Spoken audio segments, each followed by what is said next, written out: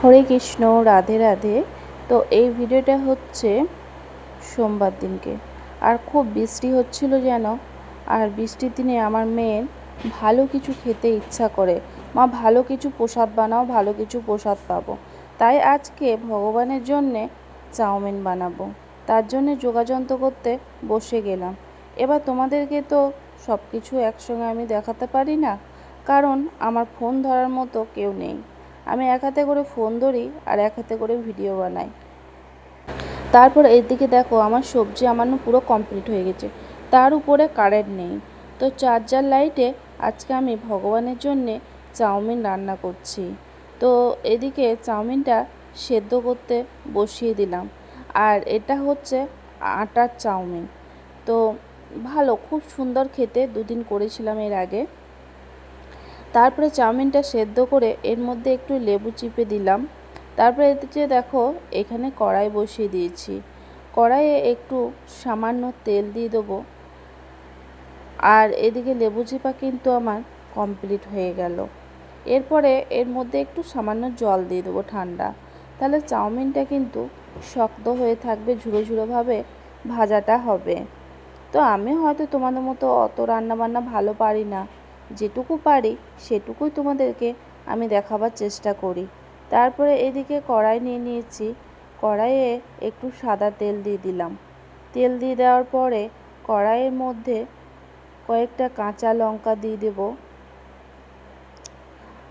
দেখতে পাচ্ছ, সামান্য একটু ফোড়ন দিয়ে দেবো, বেশি দেবো না, কারণ মেয়ে বেশি ফোড়ন পছন্দ করে না। আর 4টে কাঁচা লঙ্কা দিলাম, বেশি দিলাম না এই কারণেই, মেয়ে আমার ঝাল বেশি খেতে পারে না, ওই জন্যেই। আর আমার মেয়ের সবসময় ভালো কিছু আবদার হচ্ছে চাউমিন, মোমো, রোল, এইসব জিনিসগুলা, ওর কাছে এগুলাই ভালো কিছু। তো ওইটাই ভগবানের জন্য আজকে বানাচ্ছি। আর এখানে সমস্ত সবজি কিন্তু আমি একসঙ্গেই দিলাম, এক এক করে ভাজিনি, হালকা তেলের মধ্যে। আর এগুলো যদি মাঝে মাঝে প্রায় খাওয়া যায়, তাহলে সবসময় হালকা তেলের মধ্যেই খাওয়াটা আমি বলবো ভালো। আর এমনিতে আমাদের বাড়িতে হালকা তেলের মধ্যেই রান্নাটা হয়। তারপরে দেখো, জিরে গুঁড়ো, হলুদ, একটু সামান্য গরম মশলা, স্বাদ মতো লবণ দিয়ে এটা নাড়াচাড়া করে নেব। আর এরপরে ঢাকা দিয়ে দেবো। ঢাকা দিয়ে দেওয়ার পরে কিন্তু আমি যখন খুলছি, দেখো আমার একদম পুরো সেদ্ধ হয়ে চলে এসেছে। একটু নাড়াচাড়া করছি, একটু বাঁ হাতে ফোনটা ধরে আছি তো একটু অসুবিধাই হচ্ছে।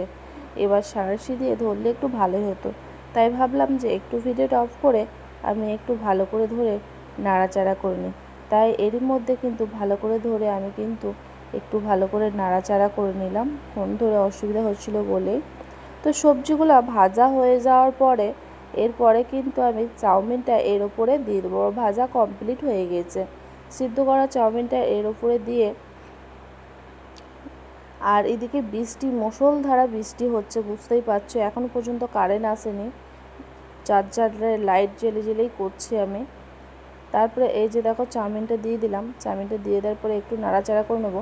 আর চাউমিনটা কিন্তু খুব ঝরঝরে হয়েছে, লেবু দেওয়ার পরে বেশি ঝরঝরে হয়েছে। আর ঝরঝরে না হলে চাউমিন একদমই ভালো লাগে না, একটু গ্যাদগ্যাদে টাইপের হয়ে গেলে চাউমিনটা ভাজতে গেলে ডাব ডাব হয়ে যায়। এর উপরে সামান্য একটু মশলা দিয়ে দিলাম। তারপরে একটু নাড়াচাড়া করে তারপরে কিন্তু গ্যাসটা বন্ধ করে দেবো। আর ভগবানকে ভোগ লাগিয়ে আমরা কিন্তু মা মেয়ে দুজনে প্রসাদ পেয়ে যাব। কারণ আজকে ভগবানকে আমি 7টার সময়তেই ভোগ লাগাবো আমার মেয়ে, কারণ তোমাদেরকে বললাম কারেন্ট নেই, বৃষ্টি হচ্ছে, চার্জার আলোতেই ভগবানকে ভোগ লাগাতে হবে। তো যাই হোক, আমার চাউমিনটা তোমাদের কেমন লাগলো অবশ্যই কিন্তু কমেন্ট করে জানাতে ভুলবে না। আর আমি কিন্তু ভয়েসটা তখন সঙ্গে সঙ্গে দিই নাই, পরেই দিয়েছি। তো চলো, আমার চাউমিন কিন্তু একদম পুরোপুরিভাবে রেডি হয়ে গেল। আর আমি এখন গ্যাসটা অফ করে দিলাম। চাউমিনের সাথে যে একটু শসা আমান্য করে রেখেছিলাম, চাউমিন আর শসা ভগবানকে ভোগ লাগিয়ে আজকের ভিডিওটা আমি এখানেই শেষ করব। ততক্ষণে তোমরা সুস্থ থেকো, ভালো থেকো, ভগবানের কাছে এই কামনাই করি। তোমাদের সঙ্গে দেখা হবে আবার নতুন করে নতুন দিনে। আর তোমরা আমার নতুন নতুন ভিডিও পেতে আমার চ্যানেলটিকে সাবস্ক্রাইব করে রেখো। হরে কৃষ্ণ, রাধে রাধে, হরি বল।